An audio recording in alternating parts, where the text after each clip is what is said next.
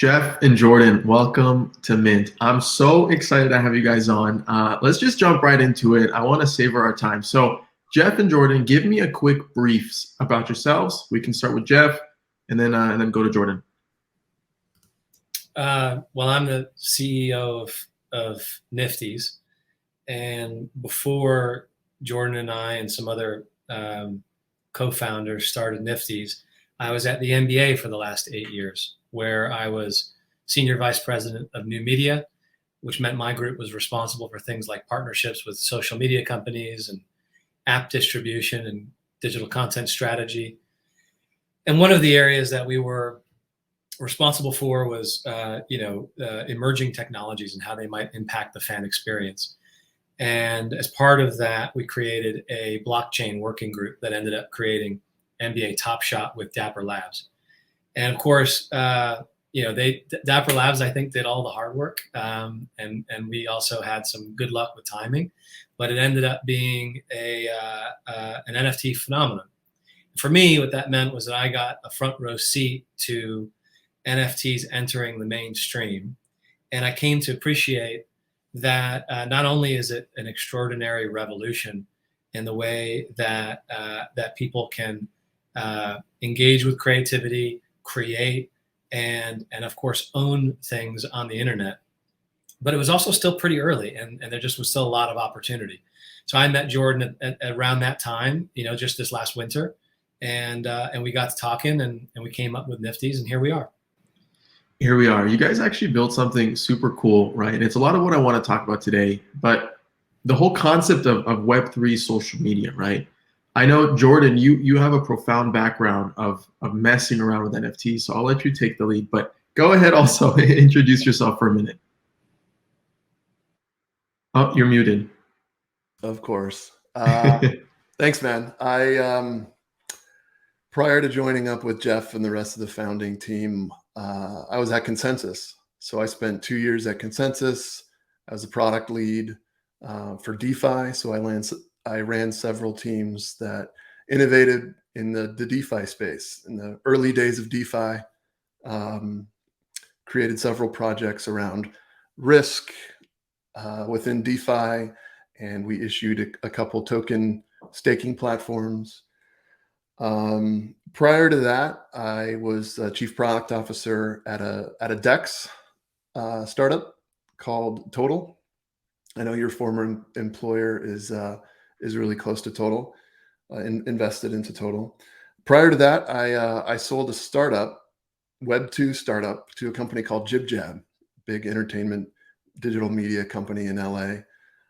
So I worked on fun media, digital content for a few years. Then I was doing blockchain for 3 or 4 years. Now I'm doing fun digital content on the blockchain with NFTs. So it's a fun kind of career arc for me.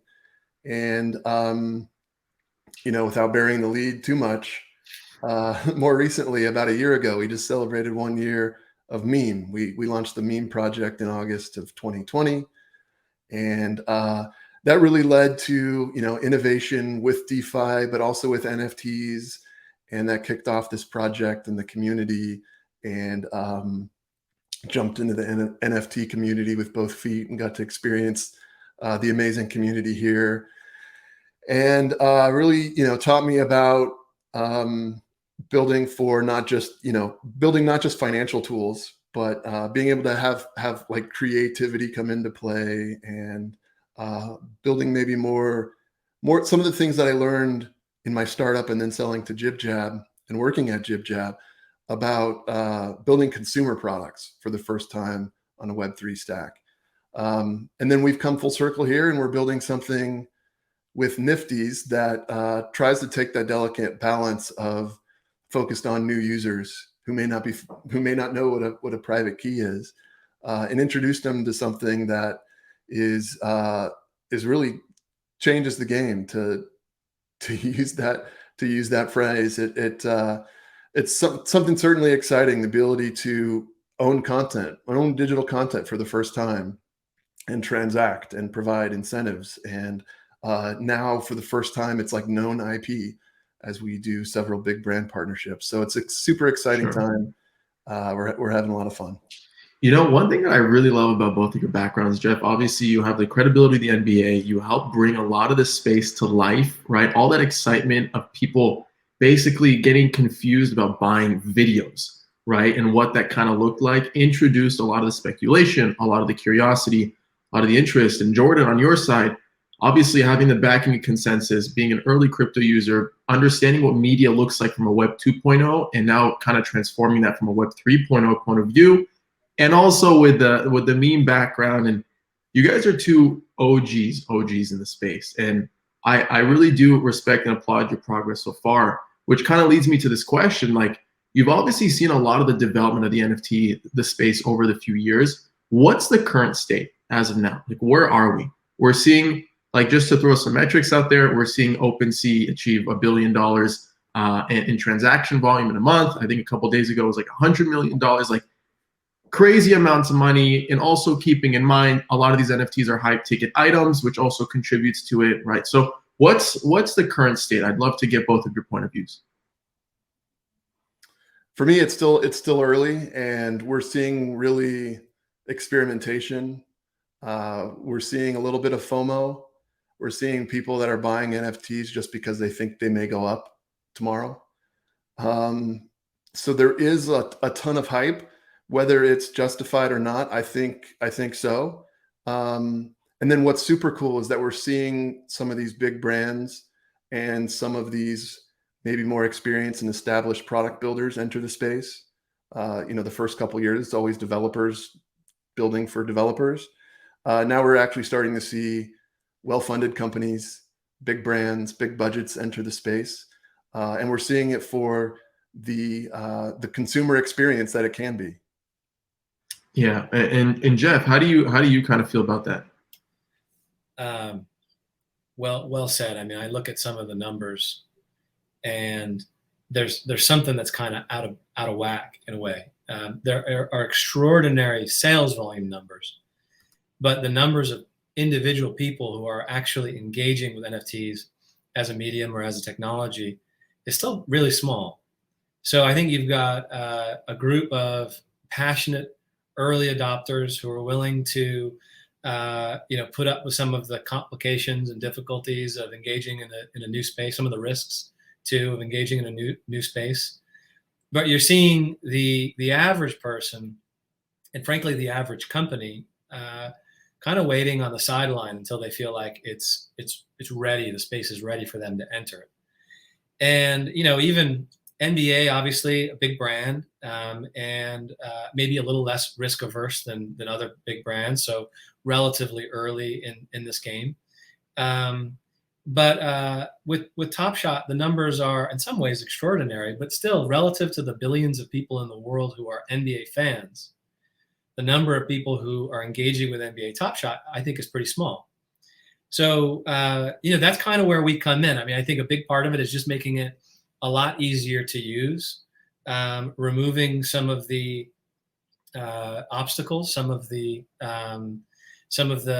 jargon, simplifying that, and then bringing in the opportunity to be social around it. So it's not just about what Jordan was just talking about, right? Speculating on value. It can also be about joining communities. Don't get me wrong, community is like the name of the game in the NFT space, but there hasn't really been a native home for that community to emerge. So we are trying to build one of those homes and really emphasize engagement, really emphasize ease of use, and invite everybody who's on the sort of, the sidelines to enter the pool and have fun with everybody else who's already in here, just being creative and engaging with this creativity. Yeah, the current state of NFTs, from my point of view, is it's very multi-platform, right? You're living across Discord, you're living across Twitter, you're even slowly dabbling into Instagram a little bit, but it feels very scattered because you also have to go to OpenSea and to all these different NFT platforms. And let's not forget, like, the main, the main point of friction for any new user is the whole MetaMask onboarding too, right? And understanding what that process is like. And that wallet is your bridge from Web 2 to Web 3, right? And It kind of gets me to my next question here is like, I'd love for you to kind of build upon what is the grand vision for Nifty's here, right? I know you touched upon it in talking about more of a central hub, right, for NFTs, but what does that look like? What does that really mean? You know, essentially, I kind of think about it as difficult to analogize to current examples, because currently in the world of Web 2.0, we talk about marketplaces and we talk about social networks and social media companies. And really what Nifty's wants to be is something like a merger of those two. So Jordan and I will often call it a social marketplace. But it is a place, and by the way, the reason being the distinction between commerce and content is by definition blurred when you talk about NFTs. NFTs are content and commerce. And so we believe that the complete experience that isn't, and don't get me wrong, I don't think that in the future there's just one NFT home and that's it. I don't think it's like that. I think it's like video or even bigger than that, where there will be many, many homes. But a really complete experience is going to need to embrace commerce and embrace social. And that's what we want to do. We want to be a marketplace that is a home for communities. And that is a place where the average person and the average brand can come and engage with this new medium. Yeah. Yeah, it's interesting because like you look at Web 2 social media, right? Now they use the user as the product, right? Leveraging their data, promoting advertisements to them, etc. And when you're talking about social media being Web 3ified, quote unquote, you're kind of like, you need to reimagine what that business model looks like, right? Instead of exploiting user data, we're seeing a lot of trends of platforms putting users at the core of what they're doing, giving them governance tokens and making them core contributors to how the platform moves forward. Jordan, obviously, you have a lot of experience with that with meme and kind of the rise of meme and how that started from literally a tweet and now it's this grandiose platform that now, right? So there's a lot of history behind that. How do you guys view the business models kind of evolving for these Web 3ified social media platforms? And you could take this either from your point of view, what you guys are doing, or how platforms in the future are going to be leveraging this new form of user data. You want to go, Jordan, or want me to go? Sounds like you've got an answer. So no. I mean, I think it's a super challenging question. Very briefly, I think that we don't know exactly how it will evolve. We have some ideas about how we're going to approach it. But one of the things that's just extraordinary about NFTs is they really open up the possibilities in a whole bunch of new directions that just weren't there with Web 2.0. Web 2.0 was sort of inevitable that you end up essentially monetizing engagement through advertising, because the unit of media, the individual video, the individual photograph or whatever, was static and not very smart, right? Like it's just a video. With NFTs, the unit of media is itself programmable. So you can put rules into it that relate to how you transact with it, how you engage with it, how it makes money, how it pays money out, how the rights are managed, that are just almost infinitely flexible. So what it means then is everything is kind of possible now.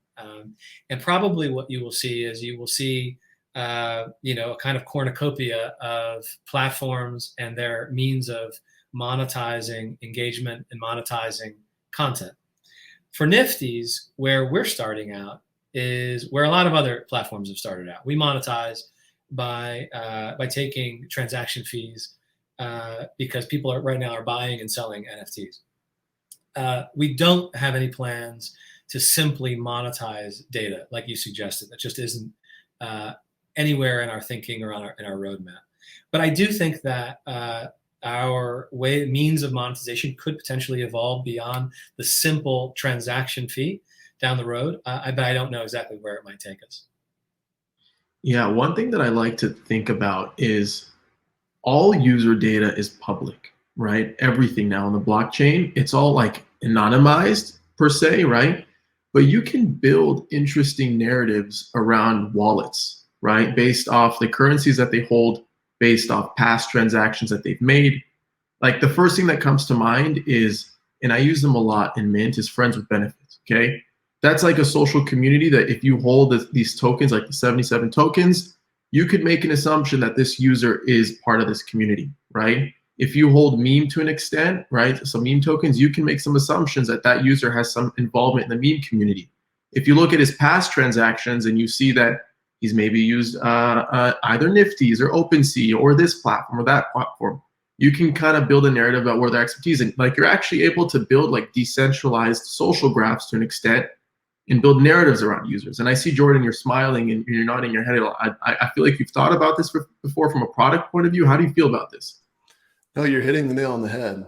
And I'm really glad you went there, because you're right. It's public information. It's all on the blockchain. Anyone can easily see what a wallet holds. Pick any wallet and you'll be able to just, okay, they hold these tokens, these NFTs, and you can kind of find out more about their identity. Our identity, maybe for the first time, is on public display. You just can't really access it at all. One thing that's always kind of been the through line through everything we build is the ability to showcase your collection. Right now, we've got a playlist where Silver Surfer has identified the top NFTs in his own personal collection. We're really starting to scratch the surface of what it means to be able to curate an NFT gallery. And it doesn't have to just be for people like Silver Surfer with a lot of ETH to burn, right? Like he's one use case. Another one is I don't have to collect to physically own these NFTs, but I'm able to curate and put together a playlist and match up different art styles. And but it all comes back to the user type. And for the first time, we can now, when someone connects their wallet to Nifty's, we know a lot about them, not in a super secret way where we've been spying on them. Although there may be some education that's needed, as Web2 users may not be familiar with some of these practices. And we want to be as compliant and user-friendly as possible in everything we do. But you're almost building out this Web3 identity for everybody that connects to the site. And you're able to, hey, I see you like SpaceJam. We'll have you checked out Top Shots, or vice versa. Yeah. Or you're able to identify the user before they even take an action on your platform. So I think it's about combining kind of these things that we've been building in Web 2, some of these integrations and practices about really building a worthwhile product that provides a lot of value, and then applying it to the unique tools that we get in Web 3. Yeah.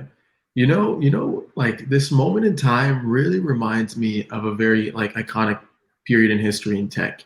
You guys remember that whole scene? I was really young during this time, but I kind of remember it starting to develop when Apple introduced the iTunes Store and the ability to buy songs for $1.29, right, or 99 cents.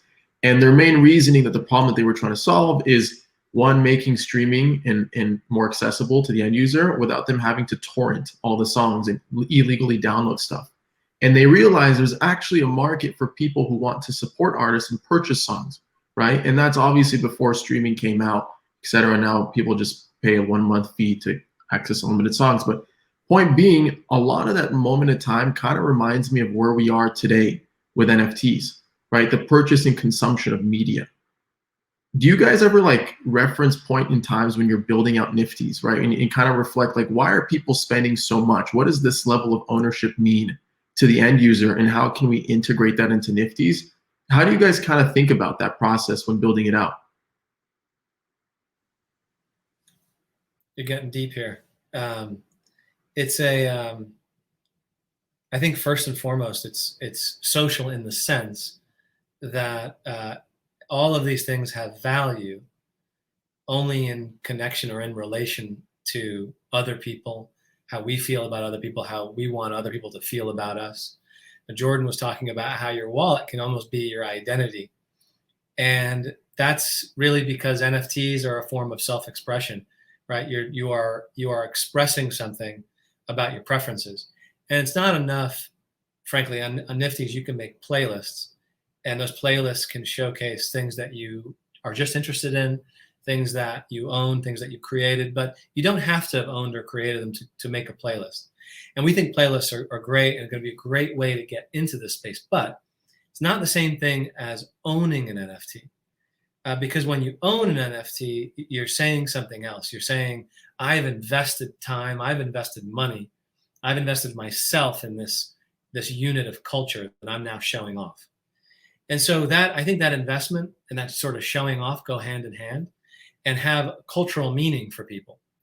I've got a book on my shelf over here somewhere called Culture and Consumption. It's basically, its premise is that all of our choices in commerce, all of our choices in our commercial goings about are cultural decisions. They're decisions that we make about how we fit in with other people and how we express our support for other people and how we express ourselves. So, look, I think that we referenced that point about human nature and everything that we do. It's really the foundation of what Nifty's is. And you can look back and there are examples of this through time. I mean, it goes back to probably the first caveman who found a shiny rock and hung it around his neck, right? I mean, Right. It's really not very different from that intrinsic need to have something valuable that says something about yourself and show it off to other people. That goes back way earlier than iTunes. What's up, guys? Adam Levy here. Sorry for the quick pause, but I want to give some love to our 5 NFT sponsors who are making this episode happen. They are Coinvise, POAP, Cello, Social Stack, and PrimeDAO. First off, on Coinvise, you can create a personal or community-owned social token on Ethereum. Coinvise also helps you create incentives through token rewards and bounties, NFT business models, and bot integrations for Discord. Discover more by visiting coinvise.co today. Next up, we have POAP, or short for Proof of Attendance Protocol, who enables a novel way of creating one's life diary. Leveraging NFT technology, POAP facilitates an easy way to mint non-fungible tokens related to meaningful events. It's frequently used in crypto-native communities, and now it's starting to create NFT collectors in the mainstream too. Collect or launch your own POAP today by visiting poap.xyz. Next up, we have Social Stack, a platform for communities, brands, and creators to build mission-driven social token economies. Offering an easy-to-use, non-custodial wallet with a suite of open-source community engagement tools, Social Stack makes it simple to bring your community into Web3 and be a part of creating an open-source, gratitude-driven future for social tokens. Create a free social token wallet, discover mission-driven social token communities, or apply to launch your own token on Social Stack by visiting socialstack.co today. Next up, we have Cello. Are you looking for an ecosystem of dApps, currencies, and tokens that can connect you with people no matter their device, carrier, or country? Well, say hello to Cello, a mobile-first platform that makes crypto dApps and payments accessible to anyone with a mobile phone. Cello supports thousands of projects from builders, developers, and artists who every day build applications and issue tokens from all over the world. Visit celo.org today to learn more. And last but not least, we have PrimeDAO, a collective of DeFi builders and DAO veterans attempting to turn DeFi into a more cooperative ecosystem by creating DAO-to-DAO interactions. The first solution to go live is Prime Launch, a launchpad experience for DAOs built in collaboration with Balancer. If you plan on launching a DAO, head over to prime.xyz to access a network of partners and tools that will jumpstart your DAO development today. All right, back to the episode. Yeah, no, for sure. I think I only really like that example because you're able to get songs for free. And now Apple came out with this concept of being able to buy them, right? And you're able to save pictures in torrent videos that are technically NFTs also for free, but people see the value of owning it, right? And it really causes us to really reimagine and rethink what is value on the internet, especially for things that you can't touch and you can't feel, you can really only see.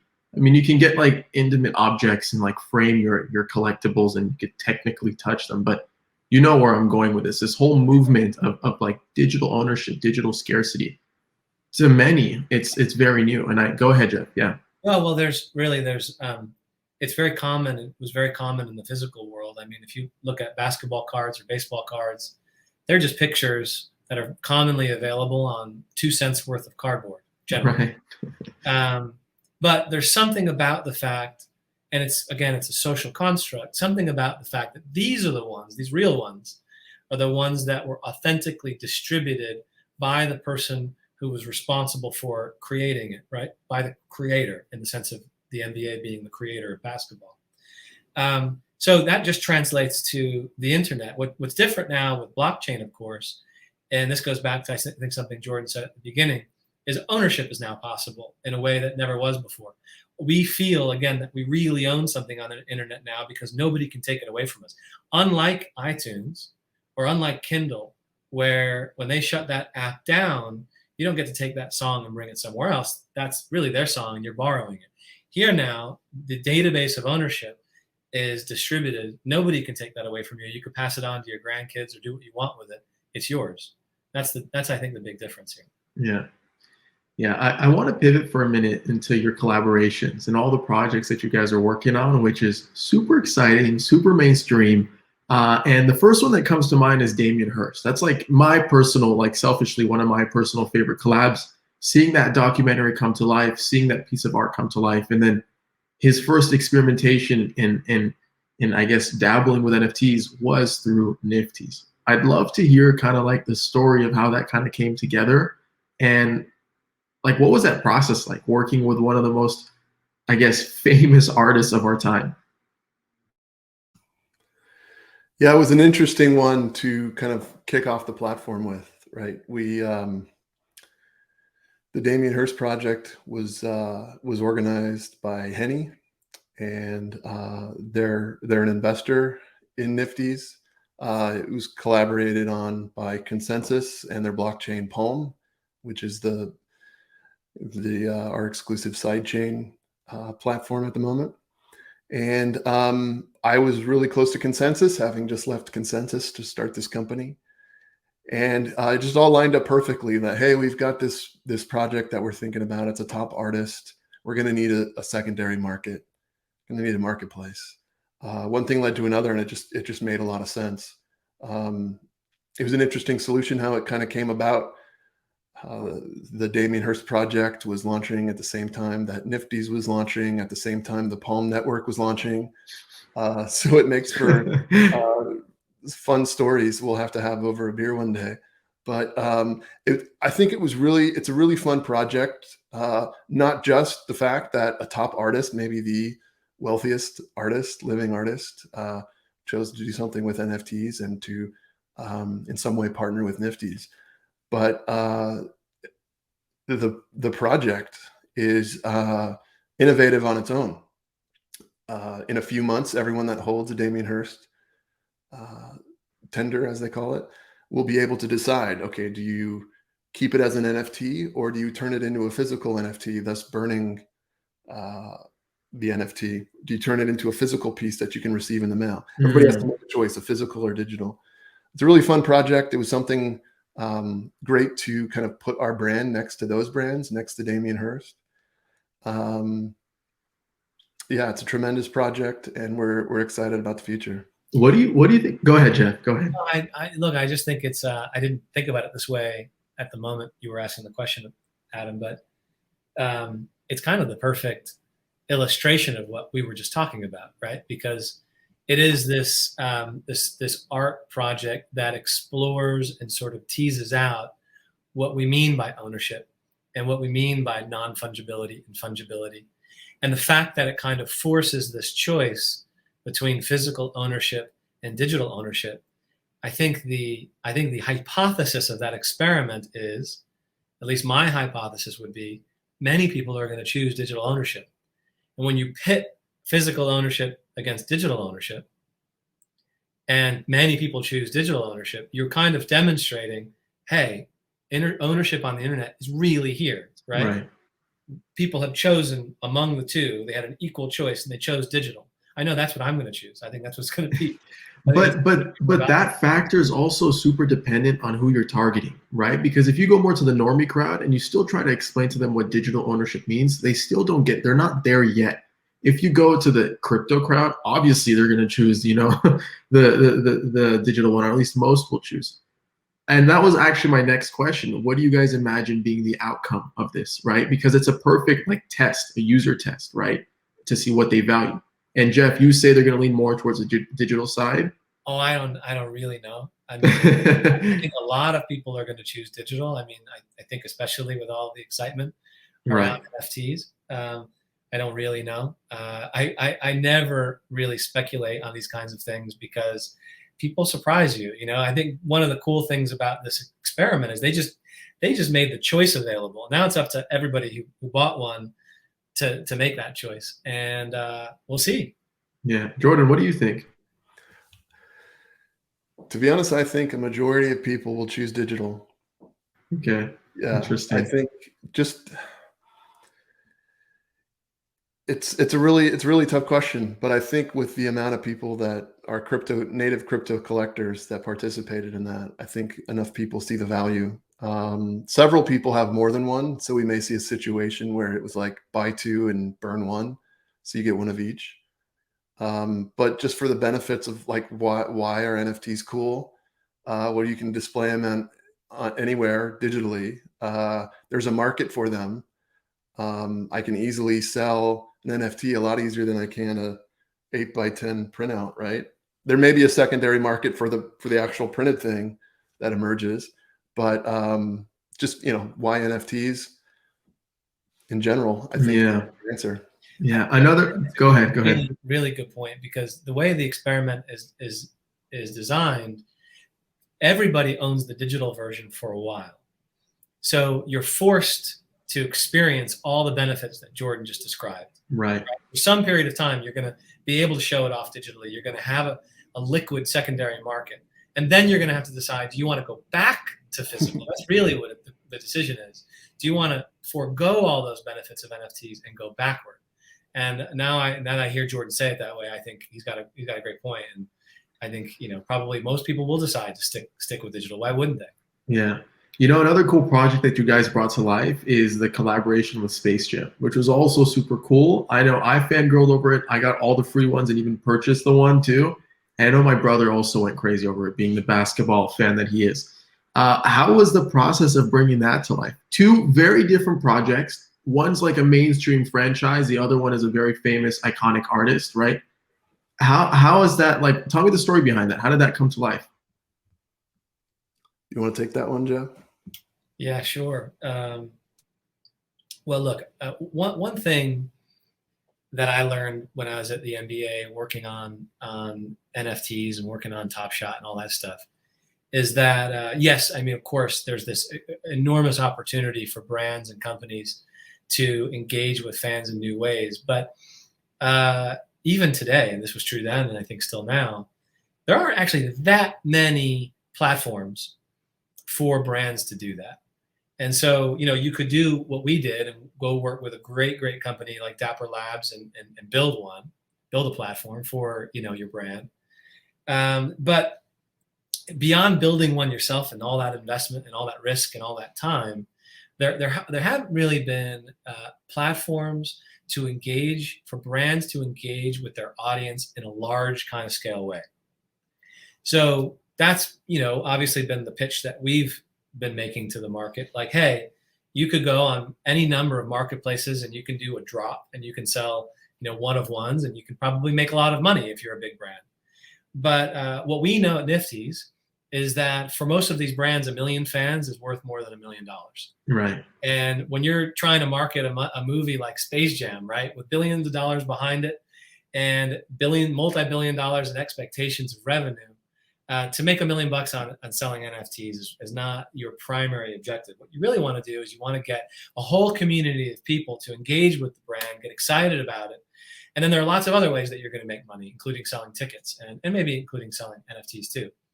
So that's our pitch to the marketplace, you know, or at least brands in the market. And that was our conversation with our friends at Warner Brothers. And obviously it aligned with their interests. They wanted to engage fans. Like, they had already made the property and they knew their money was going to be made from the movie. How do we engage a large scale audience? So what we did And this goes to, Jordan's point about the sort of stack of everything we did. Palm was being created, Nifty's was being created, Damian Hurst's, currency project was being created. The SpaceJam project was created at the same time and launched on the same day. Crazy.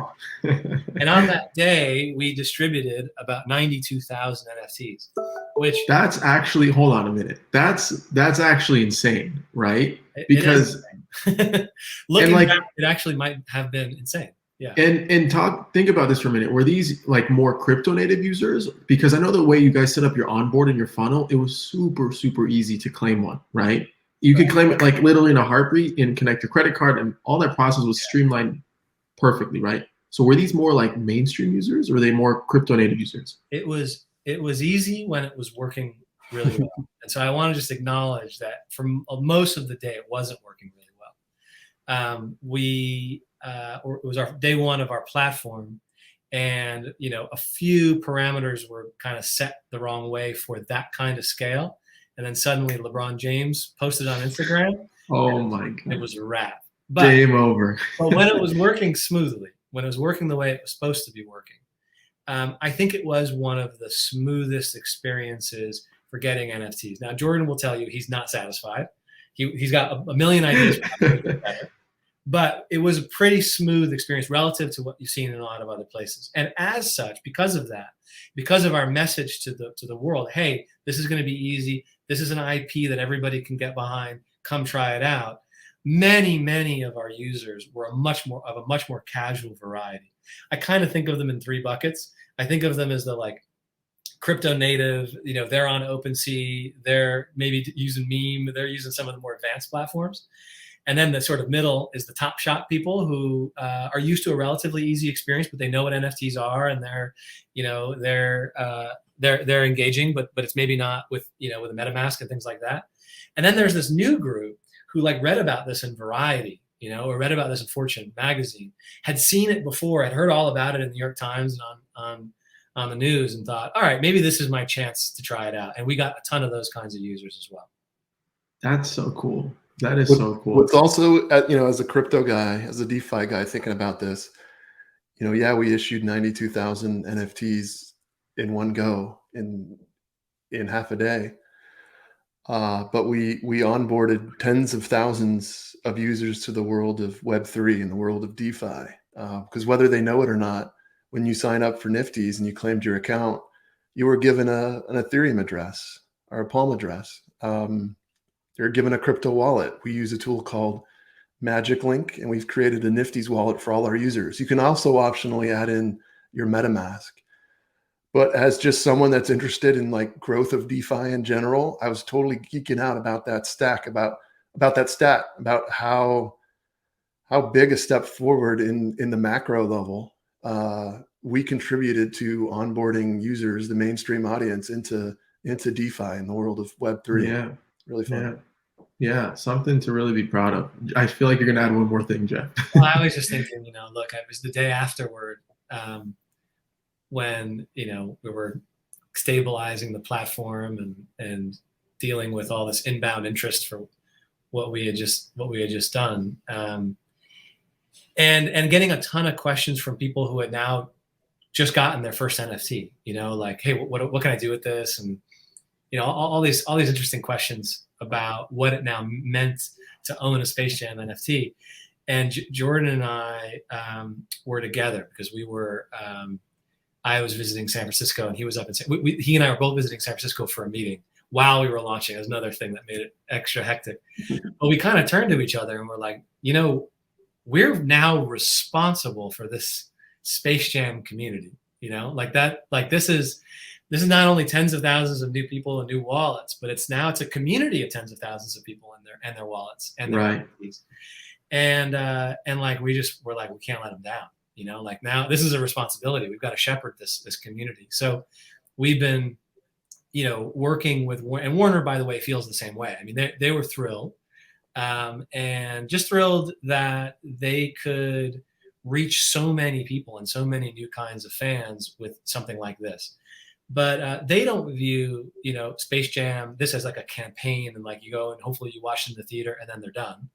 they want to grow a community too. So, we've been working with them about how this transitions from a movie campaign to a real community that can Now we're talking. evolve and become more and more.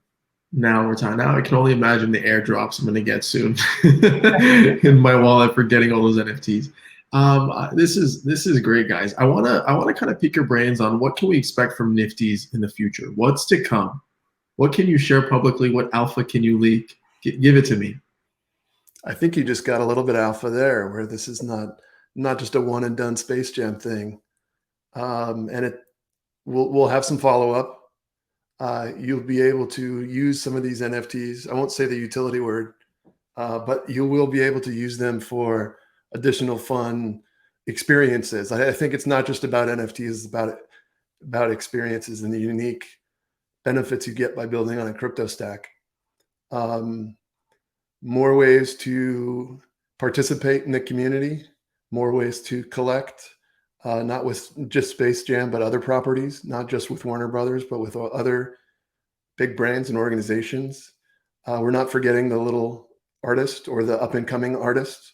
We're going to be doing a drop here in the next couple of weeks with some really cool artists.